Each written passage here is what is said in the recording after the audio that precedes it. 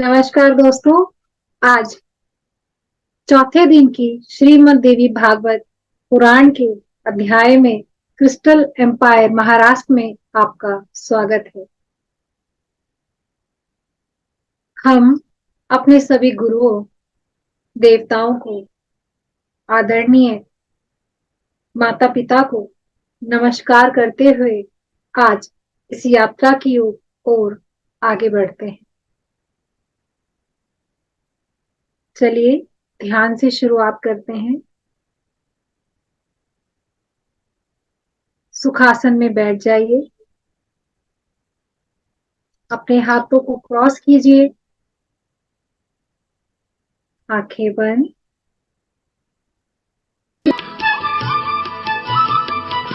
अपनी जाती हुई सांसों पर अपना ध्यान केंद्रित करें।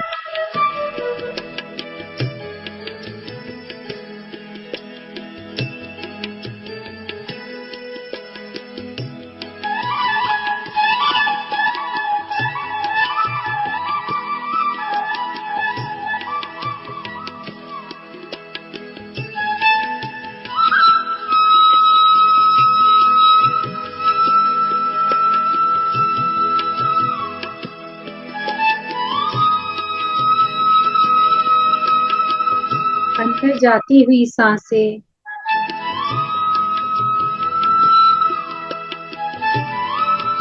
बाहर आती हुई सांसें।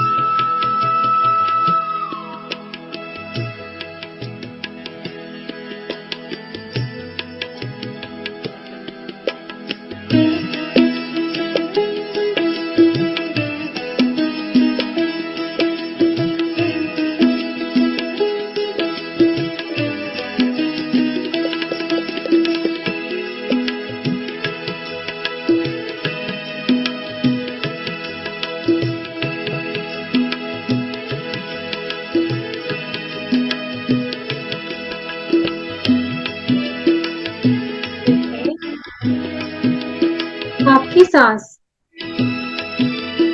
आपके इस भौतिक शरीर में कहाँ तक जा रही है?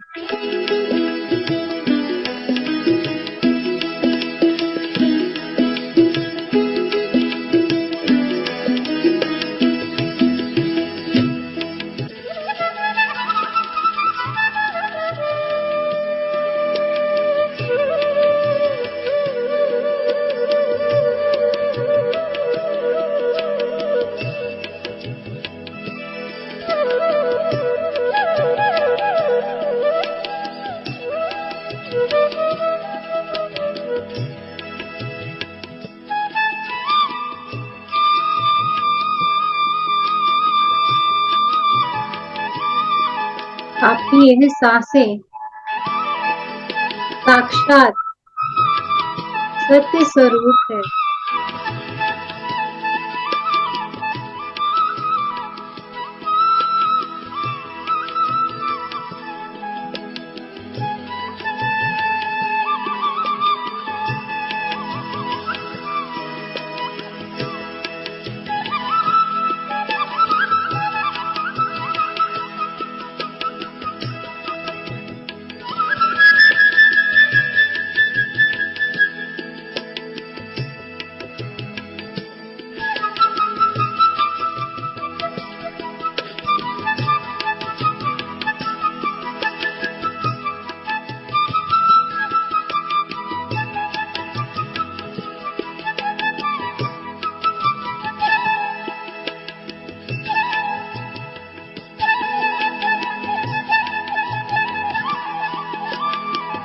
आपकी सांसें साक्षात आद्य शक्ति का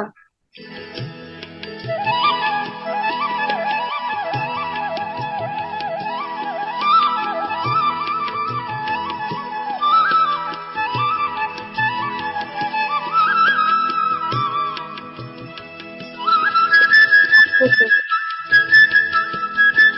अपना साथी बनाकर हम शक्ति के दर्शन प्राप्त करेंगे।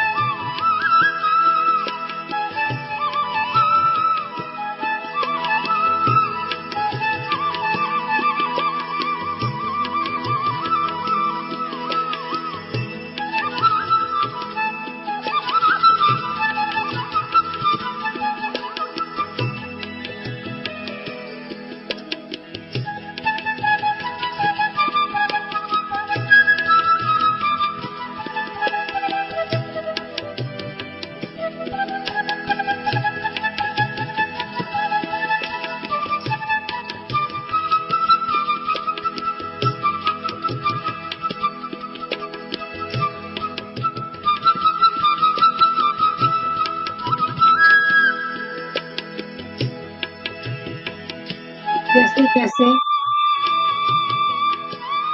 आपकी सांसें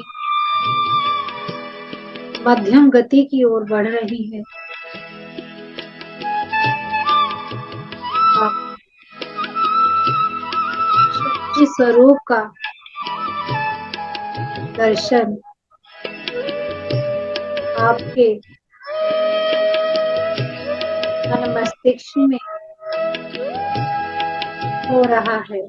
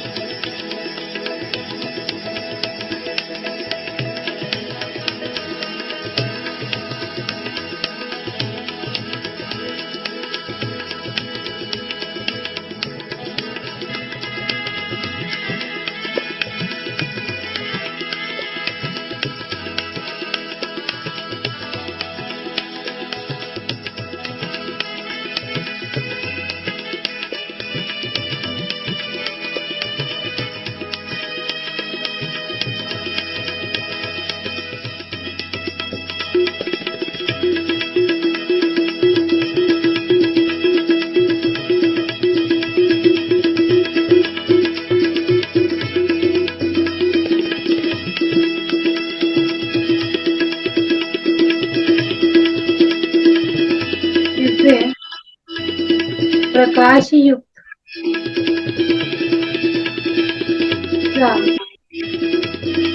स्वरूप में आद्य शक्ति आपके each and every molecules, कण कण, अणु अणु में पहुंच चुकी हैं।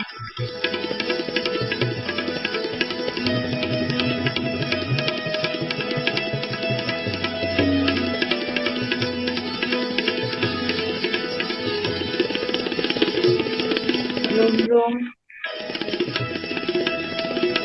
माँ के आशीर्वाद से उठा है।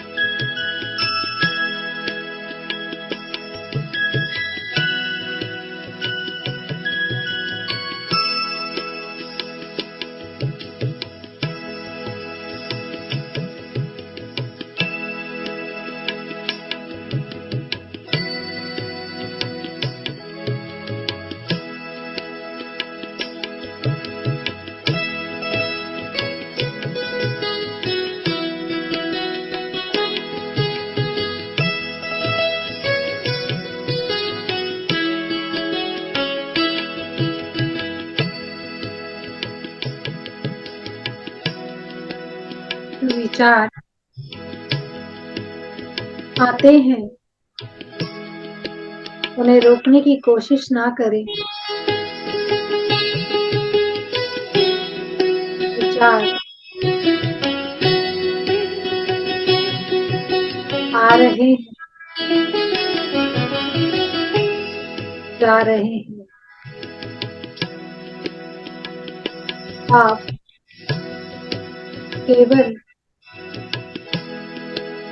सांसों पर ही अपना ध्यान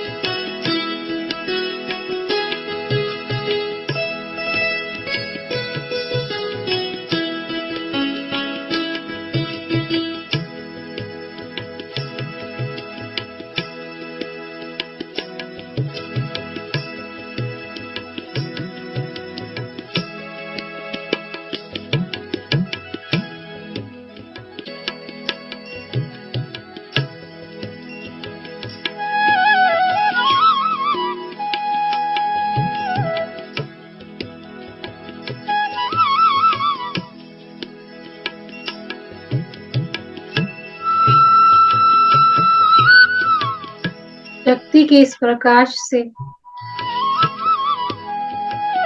आप पूरी तरह संतुलित, बैलेंस हो गए हैं।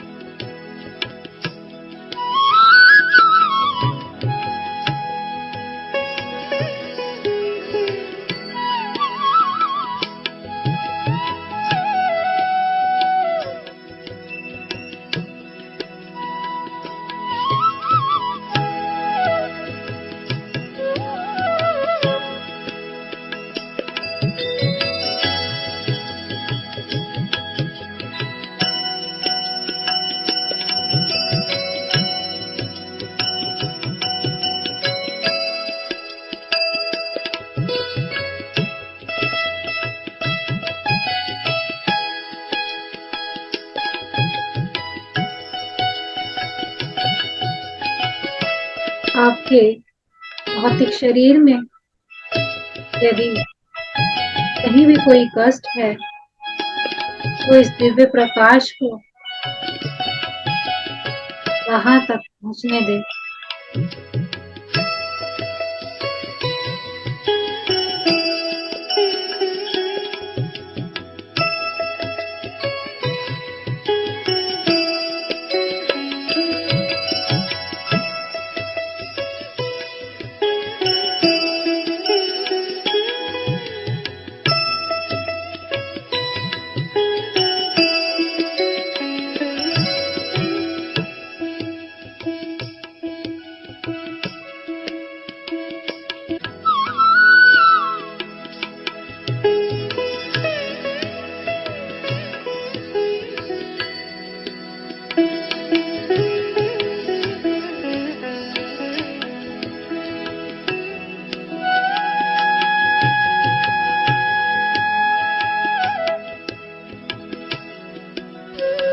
शक्ति के वे प्रभाव से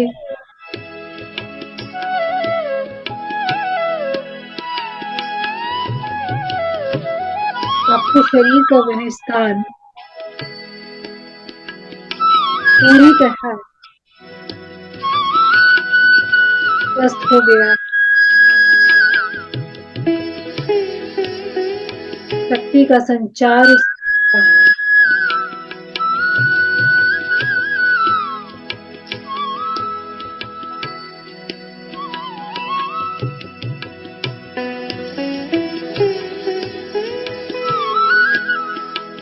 वह क्षेत्र जहां पर शक्ति का संचार हुआ है वह पूरी तरह एनर्जाइज हो गया है, ऊर्जान्वित हो गया है, शक्तिशाली हो गया है, क्योंकि अब उसमें शक्ति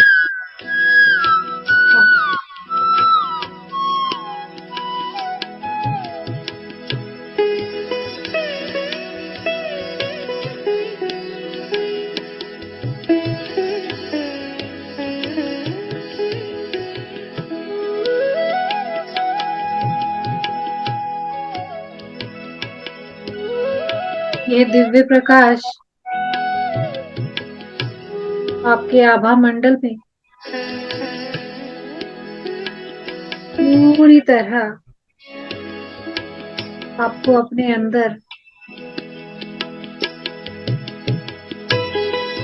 शिफ्ट कर रहा है। जैसे माँ के पास आने पर सुरक्षित महसूस करते हैं, आज आद्य शक्ति के प्रकाश में हम तथा सुरक्षित महसूस कर रहे हैं।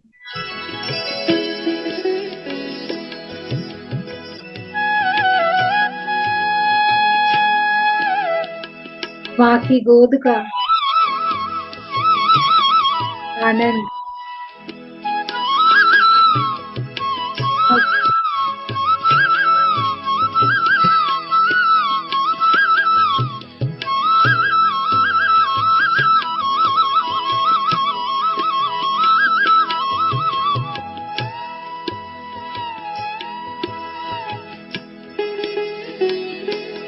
देवी अपने हाथों से आपको अपना प्रेम भरा स्पर्श कर रही है।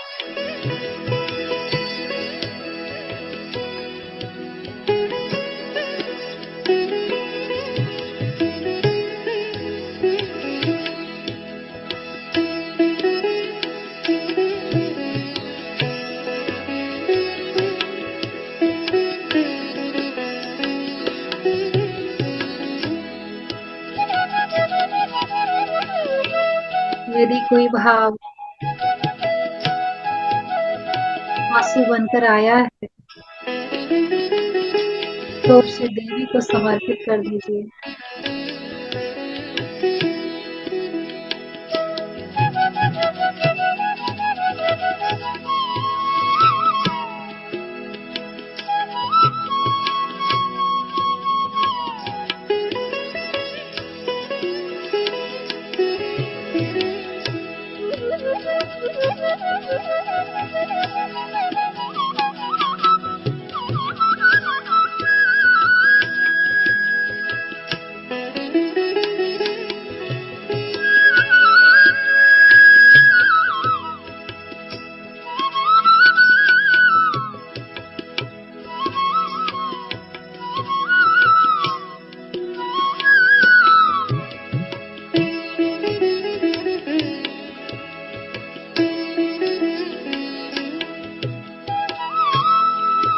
शक्ति के इस दिव्य अनुभव के लिए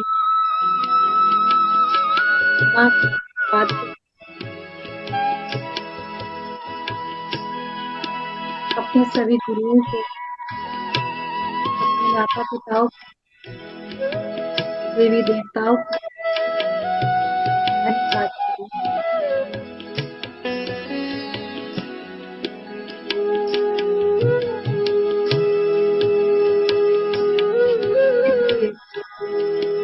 अपनी सांसों पर ध्यान केंद्रित करें।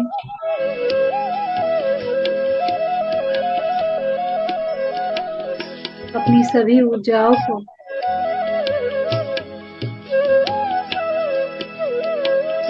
अवेयरनेस में लाते हुए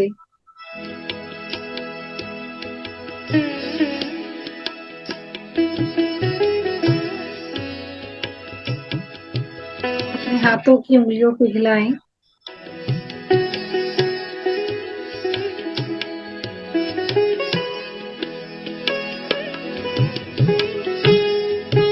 और ध्यान से बाहर आए।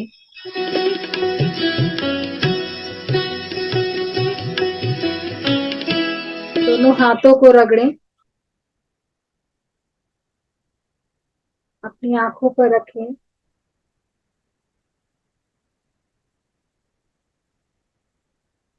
और एक प्यारी सी मुस्कान के साथ अपनी आंखें खोलें।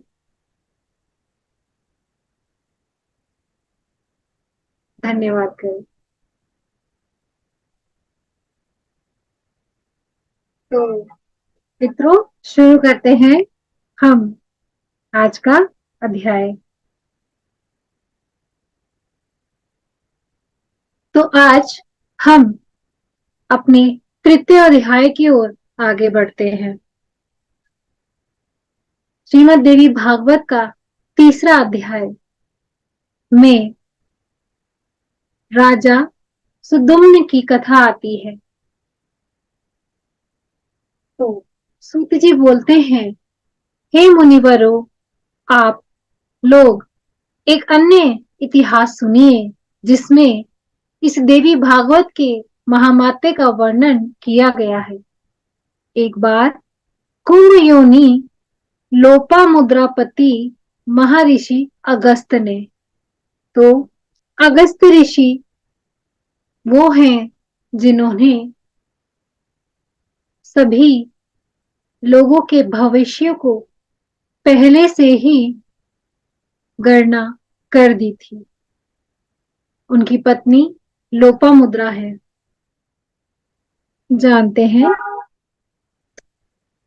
एक बार कुंभ योनि लोपामुद्रापति महर्षि अगस्त ने कुमार कार्तिकेय के पास जाकर उनकी भली भांति पूजा करके उनसे विविध प्रकार की बातें पूछी।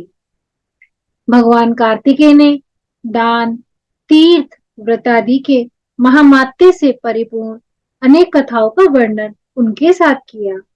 उन्होंने वाराणसी, मणिकर्णिका घाट, गंगा तथा अनेक तीर्थों के महात्म्य का अत्यंत विस्तार पूर्वक वर्णन किया।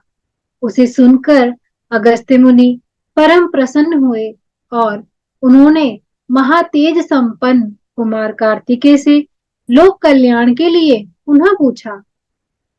अगस्त जी ने बोला, हे तारक रिपु, यहाँ तारक रिपु का अर्थ है जिन्होंने तारकासुर का वध किया, यानी कि सभी असुरों के शत्रु भगवान कार्तिकेय।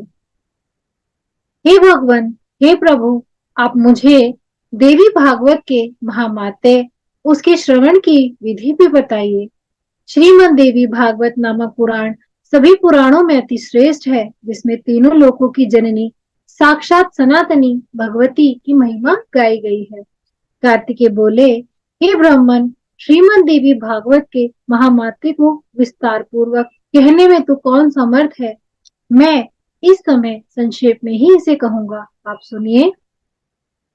जो शाश्वती सच्चिदानंद स्वरूपा भोग तथा मोक्ष प्रदान करने वाली जगदम्बा है, वे स्वयं इस पुराण में विराजित रहती हैं। अतएव हे मुने, यह श्रीमद् देवी भागवत उन जगदम्बिका के आनंदमयी मूर्ति है, जिसके पठन व श्रवण से इस लोक में कुछ भी दुर्लभ। आगे कहते हैं, वह विवस्वान के एक पुत्र हुए, जो श्राद्ध देव नाम से प्रसिद्ध है।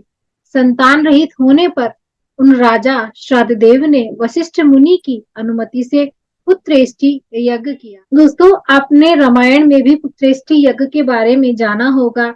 जब भगवान दशरथ जी ने अपने पुत्र प्राप्ति के लिए जो यज्ञ कराया था, उसे पुत्रेष्टि यज्ञ कहा जाता है। तो आप जानते हैं, हमारे पुराणों में हर बात का उपाय लिखा है, जिससे कि हम जान सके कि अगर हमें यदि कोई इच्छा हो तो हमारी वह पूर्ति का पूरा समाधान हमारे सभी वेद पुराण। तत्पश्चात मनु श्राद्ध देव की भार्या श्रद्धा ने यज्ञ के होता से प्रार्थना करी, हे ब्राह्मण, आप कोई ऐसा उपाय करें जिसे मुझे कन्या ही प्राप्त हो। अतः होता ने मन में कन्या प्राप्ति का संकल्प करते हुए आहुति डाली, और उसके विपरीत भाव के फलस्वरूप एक कन्या उत्पन्न हुई, जिसका नाम ईला रखा गया। इसके बाद पुत्री को देखकर उदास मन वाले राजा श्राद्ध देव ने गुरु वशिष्ठ से कहा, हे प्रभु, पुत्र प्राप्ति के आपके संकल्प के विपरीत यह कन्या कैसे उत्पन्न हुई। यह सुनकर महर्षि वशिष्ठ ने ध्यान लगाया। इसमें होता को व्यतिक्रम जानकर वे ईला को पुत्र बनाने की कामना से ईश्वर की शरण में गए। मुनि के तत्प्रभाव और भगवान की कृपा से सभी लोगों के देखते देखते ईला कन्या रूप से पुरुष रूप में परिवर्तित हो गई। इसके बाद गुरु वशिष्ठ ने पूर्ण रूप से संस्कार करके उसका नाम सुद्युम्न रखा। वे मनुपुत्र सुद्युम्न सभी नदियों के निधानभूत सागर की भांति सभी विद्याओं में निधान हो गए। कुछ समय बीतने पर सुद्युम्न युवा हुए और एक दिन सिंधु देशीय घोड़े पर चढ़कर वे आखेट के लिए वन में गए।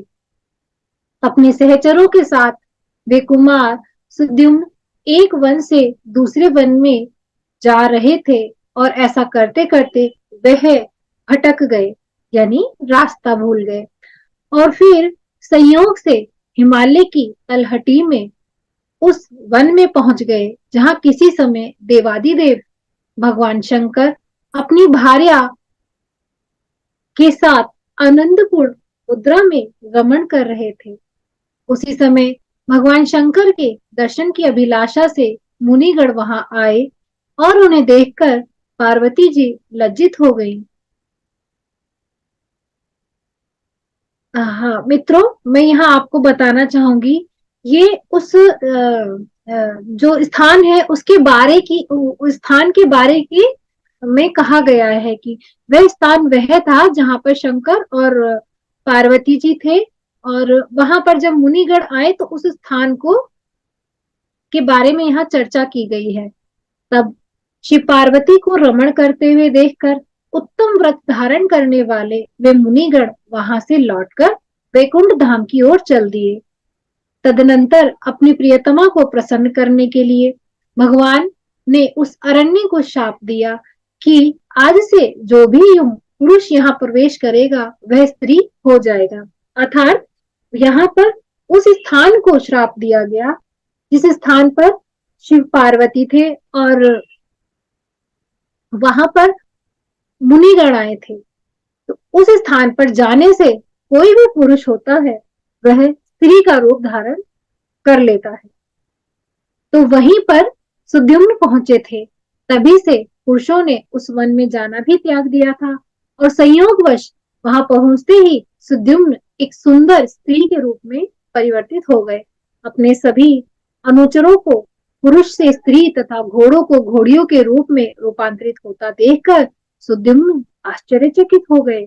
अब वह रूपवती तरुणी के वन वन विचरने लगे। एक बार वह बुद्ध के आश्रम में के समीप पहुंची।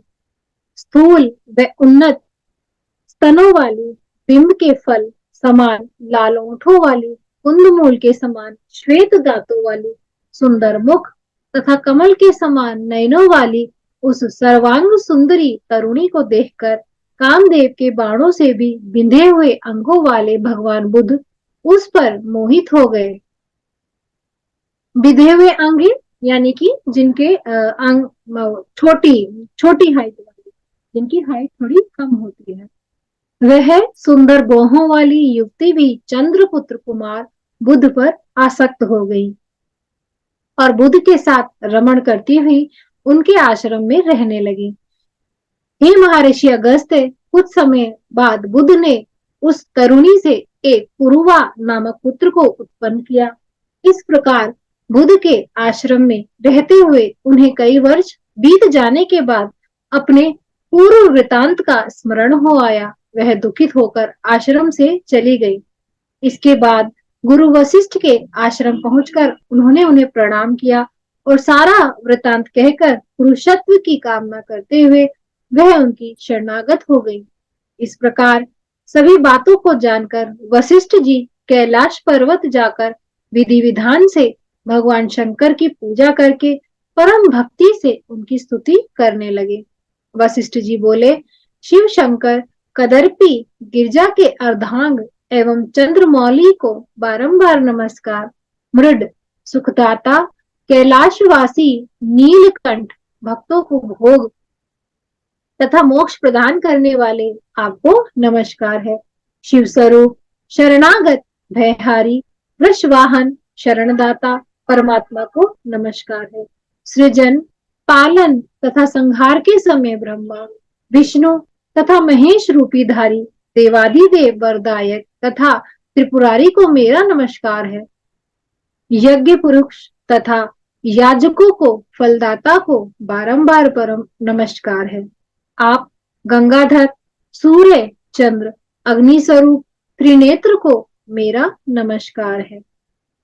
इस प्रकार मुनि वशिष्ठ द्वारा स्तुति किए जाने पर करोड़ों सूर्य सदृश प्रभा से युक्त एवं भगवती पार्वती के साथ नंदी पर आरूढ़ वे जगतपति भगवान शंकर वहां प्रकट हो जाते हैं।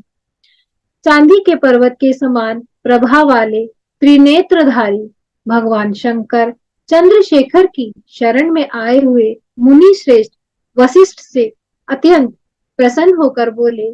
श्री भगवान ने कहा, हे विप्रशे, आपके मन में जो भी इच्छा है वह वर मांगिए। उनके इस प्रकार कहने पर गुरु वशिष्ठ ने प्रणाम करके ईला की पुरुषत्व प्राप्ति के लिए प्रार्थना की।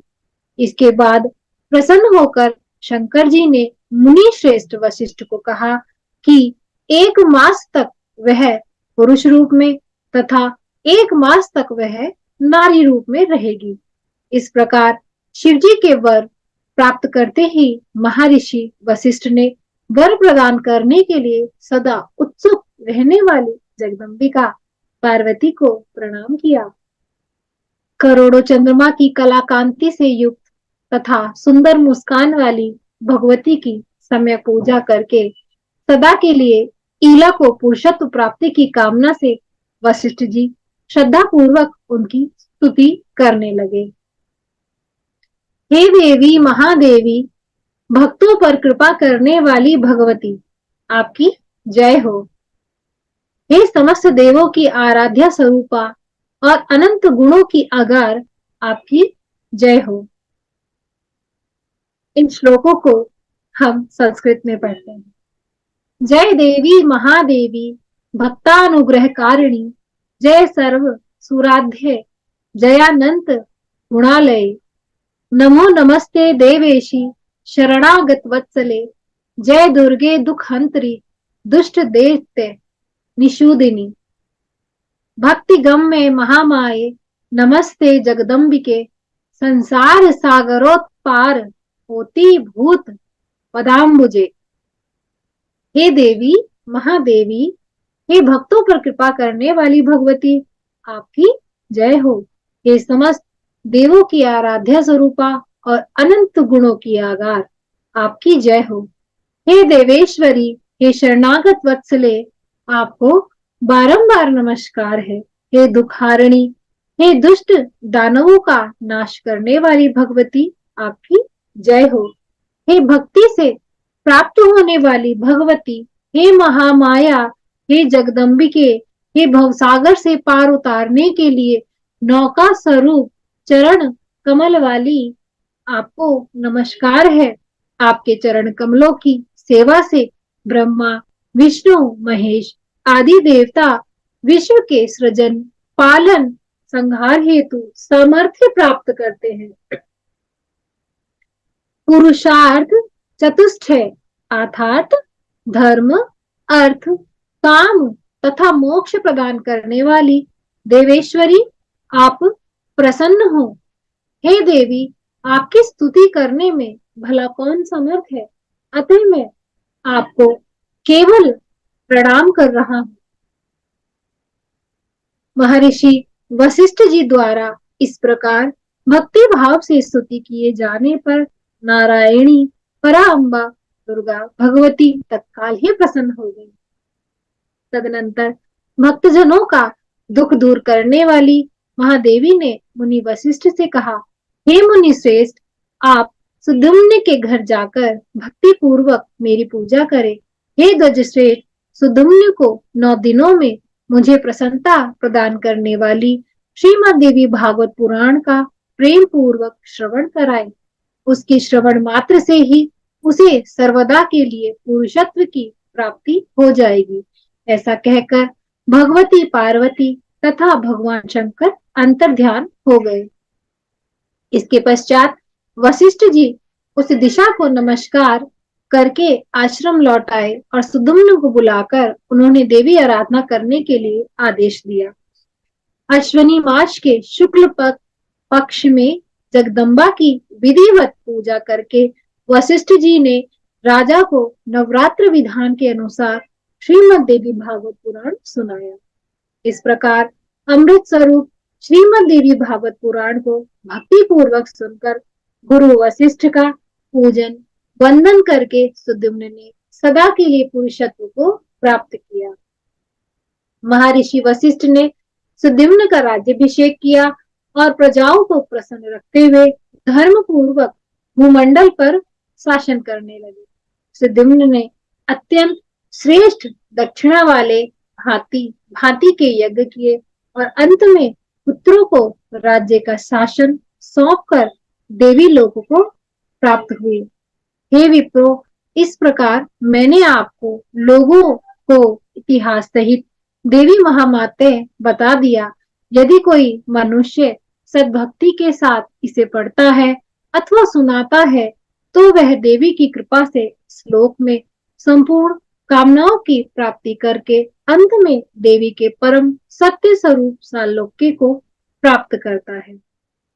इति श्री स्कंद पुराणे मानस खंडे श्रीमद्देवी भागवत महामाते देवी भागवतन वह श्रवणादिलायः पुनः प्राप्ति वर्णनम नामम तृतीयोऽध्याय। यहाँ पर अब तीसरे अध्याय का समापन होता है। तो हमने तीसरे अध्याय में क्या जाना? यदि कोई पुरुष स्त्री किसी बल से कम है उसमें शौर्य नहीं है, उसमें कॉन्फिडेंस नहीं है, उसमें आत्मबल कम है, तो यदि वह देवी भागवत पुराण को पढ़ता है अथवा सुनता है तो उसे देवी की कृपा से आत्मबल, पौरुष, स्थिर पौरुष प्राप्त होता है। यहाँ आप ध्यान दीजिए, स्थिर पौरुष। पहले भगवान शंकर ने ईला को 1 महीने स्त्री और 1 महीने पुरुष रहने के लिए कहा था, लेकिन वहां ईला ने जब श्रीमद् देवी भागवत का पूर्ण विधान किया तो उसे स्थिर पौरुष की प्राप्ति हुई। धन्यवाद। तो कल फिर मिलते हैं। आज के लिए बस इतना ही। धन्यवाद।